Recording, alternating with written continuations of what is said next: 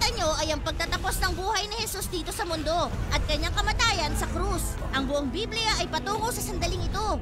Mula pa nung simula nang dumating ang kasalanan sa mundo. Itinuturo ng pananda ang araw kung saan pagbabayaran ng Diyos ang lahat ng kasalanan. Ang altar kung saan naging halimbawa si Abraham at Isaac, kung saan isasakripisyo ng Diyos ang bugtong nitong anak. Ang Diyos sa maglala ng tupa na ihahandog natin para sa Kanya. Ang pag-aresto kay Daniel ay halintulad ng pag-aresto kay Jesus. Sa kwento ni Moises, ang sinumang Israelita na nasa loob ng bahay na may dugo ng tupa ay maliligtas. Tinutulungan tayong intindihin ng panandang ito na sinumang maniwala kay Jesus ay maliligtas ng dugo niya. Ang bawat mga kwento ay patungkol sa isang pagkakataon sa panahon. Kahit habang nasa krus, ipinaalala sa atin ni Jesus na ang pagkakataong ito ay nakatakda. Isa sa mga huling salita niya ay, Diyos ko, bakit mo ako pinabayaan? ito ang unang linya sa awit 22. Isang awit tungkol sa Diyos na isinulat ilang libong taon bago pa isinilang si Jesus.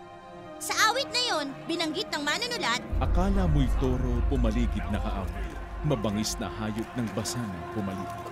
ang isa pang salin nito ay, mabangis na mga hayop ng basanay kinoronahan ako. Ang imaheng yon ay eksakto sa pagpatong ng koronang tinik ng mga gwardya ng Roma kay Jesus. Mabuhay ang hari ng Diyos.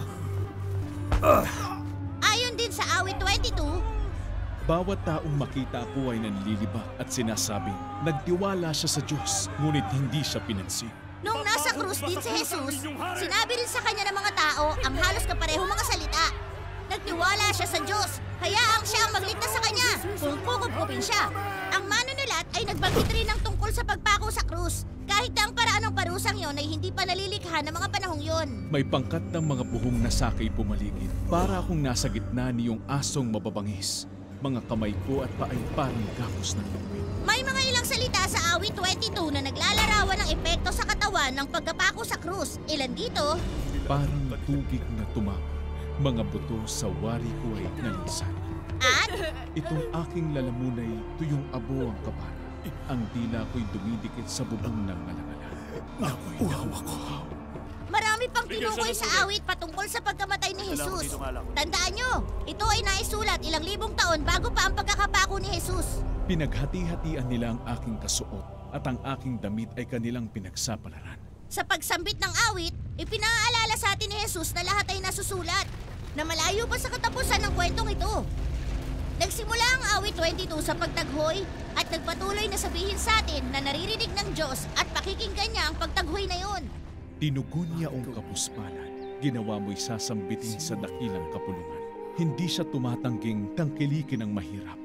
Tinugon niya agad yaong mga kapuspalan.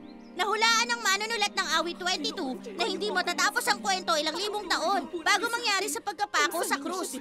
Bumangon sa libingan si Jesus at mamumuno siya kasama ng Diyos habang buhay. Sa dakilang panahon, ang lahat ay magbabalik. Ang lahat ng mga lahi ay sasambang may pag-ibig.